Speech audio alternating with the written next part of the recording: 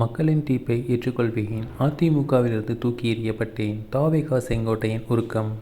சட்டமன்ற தேர்தல் பரபரப்புகள் நாளுக்கு நாள் அதிகரித்து வரும் நிலையில் நேற்றைய தினம் தமிழக வெற்றிக் கழகத்தின் வேட்பாளர்கள் அறிவிக்கப்பட்டது. தாவேகா தலைவர் விஜய் 2 தொகுதியில் போட்டியிட்டுள்ள நிலையில் மீதமுள்ள 232 தொகுதிகளுக்கான வேட்பாளர்கள் பட்டியல் வெளியிடப்பட்டுள்ளது. இதனிடையில் இத்தனை ஆண்டுகளாக விஜய்க்காக உழைத்தவர்களுக்கு சீட் வழங்கப்படவில்லை என தாவேகாவினர் பலரும் அதிருப்தி அடைந்துள்ளனர்.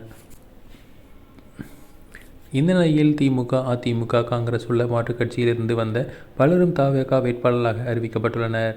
அந்த வகையில் அதிமுகவிலிருந்து தாவேகாவில் இணைந்த செங்கோட்டையன் கோபி தொகுதியில் போட்டியிட்டுள்ளார்.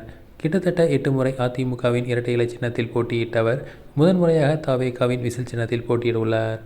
இது சம்பந்தமாக செய்தியாளரிடம் உருக்கமாக பேசியுள்ள செங்கோட்டையன், கோபியில் 8 தடவை, சத்தியமங்கலத்தில் 1 முறை என 9 முறை வெற்றி பெற்றிருக்கிறேன். இன்று தமிழக வெற்றிக் கழகத்தில் வேட்பாளராக நிறுத்தப்பட்டிருக்கிறேன். மக்களின் ஆதரவும் அன்பும் எங்கு சென்றாலும் உள்ளது. இந்த 40 ஆண்டு காலம் முழு பாதுகாப்பு அளிக்கக்கூடிய நிலையில்தான் உங்கள் பணி இருந்தது என அனைவரும் சொல்கிறார்கள். எனவே எங்களை பொறுத்தவரை மக்கள் சக்தியாக ஒன்றாக திரட்டி மக்களிடம் சொல்வேன். மக்களின் தீர்ப்பை ஏற்றுக்கொள்வேன் என தெரிவித்துள்ளார். தொடர்ந்து அவர் பேசுகையில், அதிமுகவிலிருந்து தூக்கி எறியப்பட்டவன் நான், சாதாரண உறுப்பினர் கூட கிடையாது என்று சரித்திர வரலாற்றில் நடைபெறாத ஒன்று நடந்தது. ஆகவே தான் தமிழக வெற்றிக் கழகத்தில் இணைந்து என்னுடைய பணிகளை ஆற்றிக் கொண்டிருக்கிறேன் என தெரிவித்துள்ளார். இங்கு இணைந்த பிறகு மக்கள் வரவேற்பினை பெருமளவில் உணர்கிறேன். SP வேலுமணி களத்தில் விஜய் இல்லை என்று சொல்லலாம். ஆனால் பதவி, சீட் கிடைக்காத பலரும் தொலைபேசியில் என்னிடம் பேசியது எனக்கு மட்டும்தான் தெரியும்.